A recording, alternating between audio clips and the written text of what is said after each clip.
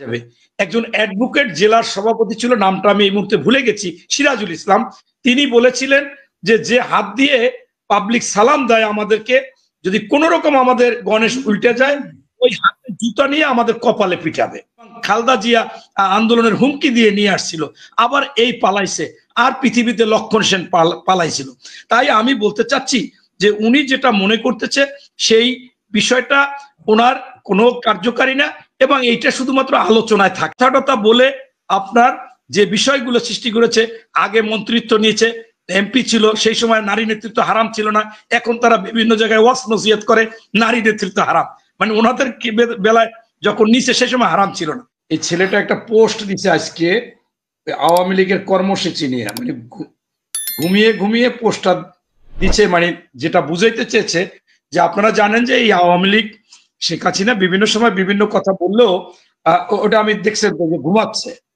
হ্যাঁ, এখন 1 থেকে 5 তারিখ তারা লিফলেট বিতরণ করবে, প্রচারপত্র বিতরণ করবে, 6 তারিখে প্রতিবাদ বিক্ষোভ এবং সমাবেশ, 10 তারিখে বিক্ষোভ মিছিল ও সমাবেশ, 16 তারিখে অবরোধ, 18 তারিখে হরতাল।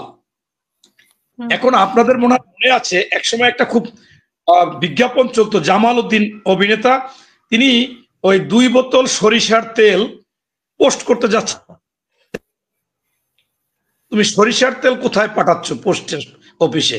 তা বলছে যে আমার 2 ছেলে 2 দেশে থাকে, একজন আমেরিকায় একজন লন্ডন, এরা 2টা প্লট কিনতে চায়, এই জন্য আমি আশিয়ান সিটিতে 2টা প্লট বুকিং দিয়েছি, এটা একেবারে খুব ভালো। এখন 2 বোতল সরিষার তেল পাঠাই দিচ্ছি, আমার 2 ছেলে নাকে সরিষার তেল দিয়া যে ঘুমাও বাবারা। এখন এই যে মেসেজ সেই আশিয়ান সিটিরও হদিস ছিল না, সেইটাকে খুব ওনারা বড় করে একটা বিজ্ঞাপন দিয়েছিল মানুষকে বোকা বানাবার জন্য। ঠিক তদ্রূপ আজকে শেখ হাসিনারও এই যে আজকে আন্দোলন, এই আন্দোলন হচ্ছে সেই সরিষার তেল নাকে দিয়া, সরিষার তেল দিয়া ওই ইন্ডিয়াতে বসে উনি নাক টেনে ঘুমা। আপনার হচ্ছে কি আজকে উনি যে জিনিসটা করতেছে সেই জিনিসটায় আপনারা দেখেছিলেন যে এই আগে 7ই জানুয়ারি নির্বাচনের আগে প্রায় আপনার ওবায়দুল কাদের বলতো যে এই বিএনপি যদি আসে, বিএনপি যদি সুযোগ পায় 5 লক্ষ লোক মারা যাবে। এটা তোফায়েল আহমেদও বলেছে, মির্জা আজম তার এলাকায় বলেছে যে আমার এলাকায় 1 লক্ষ লোক মারা যাবে। এই যে বিষয়গুলো, এরপর আইনমন্ত্রী আনিচুর রহমান তার এলাকায় বলেছে যে লক্ষ লক্ষ লোক মারা যাবে। একজন অ্যাডভোকেট জেলার সভাপতি ছিল, নামটা আমি এই মুহূর্তে ভুলে গেছি, সিরাজুল ইসলাম। তিনি বলেছিলেন যে যে হাত দিয়ে পাবলিক সালাম দেয় আমাদেরকে, যদি কোন রকম আমাদের গণেশ উল্টে যায়, ওই হাতে জুতা নিয়ে আমাদের কপালে পিটাবে।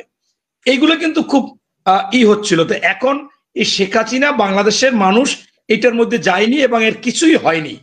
এখন উনি যে যা করতেছে, আমি বাড়িতে এখন প্রতি সপ্তাহে 3 দিন যাই থাকি, আমি গ্রামগঞ্জে চলে যাই, গ্রামে গ্রামে আমাদের ভারপ্রাপ্ত চেয়ারম্যান তারেক রহমান সাহেবের নির্দেশে একা যাই, মানে হুন্ডা টুন্ডা নিয়ে যাওয়া নিষেধ, শোডাউন দেওয়া নিষেধ, এবং যারা যারা এই চাঁদাবাজি দখলবাজি করে তাদেরকে চিহ্নিত করি, তার ব্যবস্থা নিতে হবে। এটা আমি এই 3 সপ্তাহ গেছি, আজকে রাত্রে আসছি। এখন সেইখানে আমরা খুব শান্তিতে আছে। আমি একটা জানাজায় গেছি, সেখানে দেখলাম আওয়ামী লীগের 3-4 জন চেয়ারম্যান এসেছে, তারা কিন্তু দুর্নীতি করেছে, তারাও অত্যাচার করেছে, কিন্তু এখনো মানুষ কিছু তাদেরকে বলতেছে না। ওখানে আসছে, আমার সাথে হ্যান্ডশেক করছে, আমরা কথাও বলেছি। সেই ঘটনাগুলো ঘটাইতে চায়, যেটা ওনারা আপনি নিশ্চিত থাকেন যে ওনারা কিন্তু বুঝে শুনে বলছে, কারণ ওনাদের অন্যায় অপরাধ এত বেশি হয়েছিল, তাতে তাদেরকে এরকম হত্যা করার কথা ছিল, তাদেরকে এরকম মাইরের কথা ছিল। আমরা কিন্তু আপনার এই টকশোতে এসে আমি একাধিক বক্তব্যে বলেছিলাম যে যেদিন এই শেখ হাসিনা গদি ছাড়বে, সেই দিনের পরে বাংলাদেশের আওয়ামী লীগের ঘরে ঘরে লেখা থাকবে এই বাড়িতে কোনো আওয়ামী লীগ নেই, আগেও ছিল না, ভবিষ্যতেও থাকবে না, আল্লাহর কসম, এরকম সাইনবোর্ড দেওয়া থাকবে। এই জিনিসগুলোকে এখন উনি সৃষ্টি করতে চাচ্ছে এবং এইটা দিয়ে তাদের আরো বেকায়দায় ফেলাইতে চাচ্ছে। আমি বরঞ্চ অনেকের সাথে কথা বলেছি, 2-1 জন আওয়ামী লীগের যারা নিরপেক্ষ বা ওরকম সন্ত্রাসীরা খারাপ কাজ করে নাই, দুর্নীতি করে নাই, তারা বলছে যে আমরা বিশ্বে দেখি নাই যে এরকম একজন রাষ্ট্রনায়ক আমাদেরকে ফেলাই চলে যায়, এর সাথে একে আর কখনো বিশ্বাস করা যায় না। এবং আপনিও কিন্তু জানেন উনি সেই কিন্তু এই নেতাকর্মীদের উপর ভরসা করেই তো উনি মানে কর্মসূচি দিলেন সেই নেতাকর্মী। সেটাই বলতেছি, তারা বলতেছে যে আমরা ওনাকে আর বিশ্বাস করি না। এবং উনি একবার পালায়নি, ওনার বাবা যখন নিহত হয়েছিলেন তখন উনি ভারতের বর্ডারে এসে আমরা জেনেছি, পরে আবার উনি কি সিদ্ধান্ত নিয়ে পালিয়ে গিয়েছেন, আবার 111-এর সময় পালিয়েছেন এবং খালেদা জিয়া আন্দোলনের হুমকি দিয়ে নিয়ে আসছিল, আবার এই পালাইছে। আর পৃথিবীতে লক্ষণ সেন পালাইছিল। তাই আমি বলতে চাচ্ছি যে উনি যেটা মনে করতেছে সেই বিষয়টা ওনার কোনো কার্যকারী না, এবং এইটা শুধুমাত্র আলোচনায় থাকা। আমি কালকে একটা বক্তব্য দেখলাম যে উনি নাকি বাংলাদেশের জন্য ওনার পরিবার যে ত্যাগ করেছে, সেটা আমি হাসি যে আপনার ত্যাগ কিছু আছে, আপনি এই দেশ ত্যাগ করেছেন, আপনার মেয়ে আপনার জামাইকে ত্যাগ করেছে, দুবাইতে যখন অবৈধ টাকা পাচার করতে যায় আপনার মেয়ে জেলে ছিল, জামাই জেলে ছিল, আপনি একটা আলাদা বিমান নিয়ে চলে গিয়েছিলেন, সেখানে সমঝোতা করে আপনার জামাইকে ত্যাগ করে ওরে উদ্ধার করেছেন। আবার আপনার এই ছেলে আপনার পুত্রবধূকে ত্যাগ করেছে, এরপর আপনার ভাগ্নি দেখলাম যে শেষ পর্যন্ত মন্ত্রিত্ব ত্যাগ করেছে। এই ধরনের ত্যাগ আপনারা করেন, কিন্তু আপনি আসলে দেশের জন্য কখনো ত্যাগী না। এবং তার প্রমাণও হচ্ছে যে তার ছেলে বিয়ে করেছে ইহুদি, বিদেশে থাকে, বিদেশ নিয়ে চিন্তা ভাবনা, তার বোন বিদেশে নিয়ে চিন্তা ভাবনা, তার বোনের ছেলে মেয়ে তারা এইটা কখনো এই দেশ প্রেমিক তার মধ্যে নাই। এবং বাংলাদেশের ওনার দলেরও কিছু কিছু লোক এটা বুঝেছে। তাই আমি মনে করি যে এইটা সোজা কথা হচ্ছে, আমাকে একজনে আজকে বক্তব্য দিয়েছে, এটা পোস্ট করার পরে রাগ হয়ে গেছে প্রেস ক্লাবে, আপনার কথার সাইজটা ভালো হয়নি। সেটা বলেছিলাম যে আপনার এই আমাদের আপা, এই আপারও বয়স শেষ, মেয়াদ উত্তীর্ণ হয়ে গেছে, আবার মুদিরও মেয়াদ উত্তীর্ণ, বয়স শেষ, এই বয়সে আর যৌবন নাই, এই দুইজনের মেলামেশায় কোনো কিছু হওয়ার কথা না, এতে একটা ঘোড়ার আন্ডা হতে পারে। এইটা বলার পরে অনেকে বলছে এই কথাটা বলা আপনার ঠিক হয় না। যাই হোক, আজকে আপনাকেও এখানে বললাম। এরপর আসেন আন্দোলনের কথা।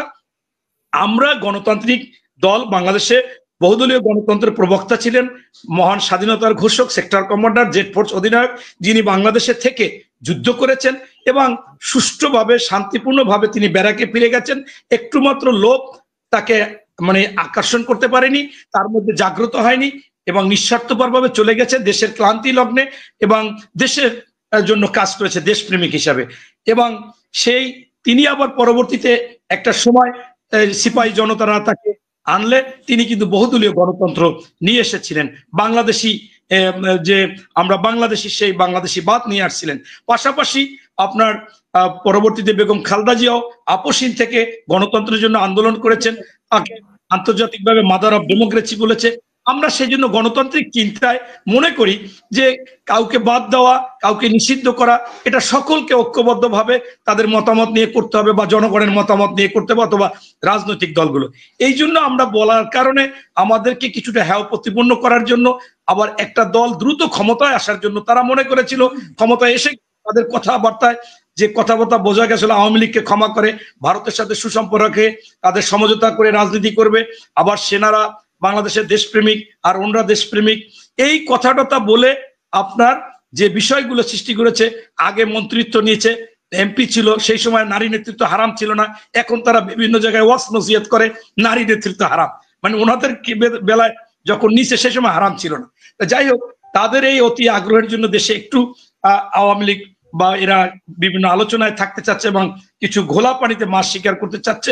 আবার উপদেষ্টারাও আপনারা দেখেছেন যে স্ববিরোধী, ওনারা আন্দোলন করেছিলেন যে ৩৫ বছর চাকরির বয়সের কোটা হতে হবে, ৩০ বছর পড়াশোনা করতে করতে লাগে, আর এখন সুপারিশ করেছে ২১ বছর পরে এখন তারা ১৮ বছরে এমপি হতে চায়, মন্ত্রী হতে চায়। এটাও একটা বড় ধরনের ষড়যন্ত্র, দেশে মেধা শূন্য করতে চায়, ভার্সিটি থেকে কলেজ থেকে তাদেরকে না পড়াইয়া তাদেরকে রাজনীতিতে আনতে চায় লোভনীয় ভাবে। এবং ইতিমধ্যে একাধিক সাংবাদিকরা টকশোতে বাংলাদেশের বিভিন্ন টিভি চ্যানেলে বলেছে যে আমরা স্পষ্ট, আমাদের কাছে প্রমাণ আছে যে একজন উপদেষ্টা তিনি মিরপুর বসে তদবির বাণিজ্য করতেছে তার বাবা এবং ভাইদের দিয়ে, আর একজন বনশ্রীতে করতেছে। এগুলো কিন্তু একেবারে ফেলিয়ে দেওয়া যায় না। আবার তারা দেখেন যে বিষয়টা আমি খুব লজ্জা লাগে যে এক পরিবার ৩টা সুন্দর মেয়ে আছে, এর মধ্যে বড় মেয়েটা বেশি পছন্দনীয় না, মানে দেখলেই কেউ পছন্দ করে না, তাকে বিয়ে দেওয়ার জন্য চেষ্টা করে, বড় এসে ফেরত যায়, তারপর তাকে সোনো পাউডার টাউডার দিয়ে টিয়ে সাজিয়ে চেষ্টা করতেছে, চেষ্টা হচ্ছে না। এর পরের মেয়ে দুইটা যে তাকে বিয়ে করতে চায় তাদের অফার দেয়, যারা আসে তারা অফার দেয়। একটা পর্যায়ে দেখা যাচ্ছে যে পারিবারিকভাবে এটা সম্ভব না, কিন্তু আজকে এই উপদেষ্টারা সরকারের থেকে তারা এরকম একটা দল করবে, সেই দল কখন উপযুক্ত হবে, সেই দলের চাইতে অন্যান্য দলগুলোর জনপ্রিয়তা আছে, ভালো আছে, ওদের সেই জনপ্রিয়তা যখন সৃষ্টি হবে সেই সময় নির্বাচন দেবে। এইটা নিয়ে আমাদের হচ্ছে যে একটু চিন্তা ভাবনা, যে ব্যাপার মধ্যে কি লোভ ঢুকে গেল এবং কেন এটা করতেছে। স্ববিরোধী 18 বছরে তারা এমপি মন্ত্রী হতে চায়, কারণ কি? তারা আগে চাইলো 35 বছরের চাকরিতে, আবার তারা দল গঠন করতে চাচ্ছে।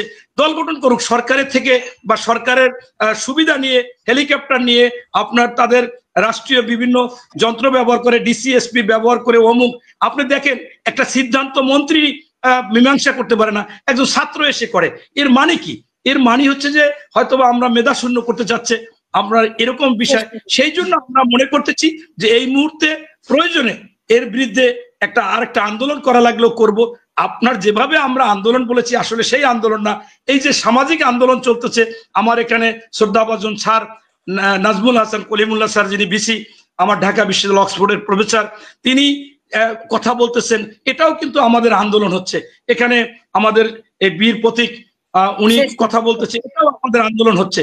তাই এরকম আন্দোলন আমাদের বিভিন্ন জায়গায় কথাবার্তায় হবে। তবে আমরা মুদ্রা কথা বলতে চাচ্ছি যে সংস্কার একটি চলমান প্রক্রিয়া। আপনারা আওয়ামী লীগের ভাষায় কথা বলেন, আওয়ামী লীগ বলতো যে উন্নয়ন উন্নয়ন উন্নয়ন উন্নয়ন, গণতন্ত্রের কথা বললেই তারা সেইটাকে এড়িয়ে যেত। আর আপনারা সংস্কার সংস্কার সংস্কার বলে যখনই আমরা ভোটের কথা বলি আপনাদের ভুরু কুচকে ওঠে।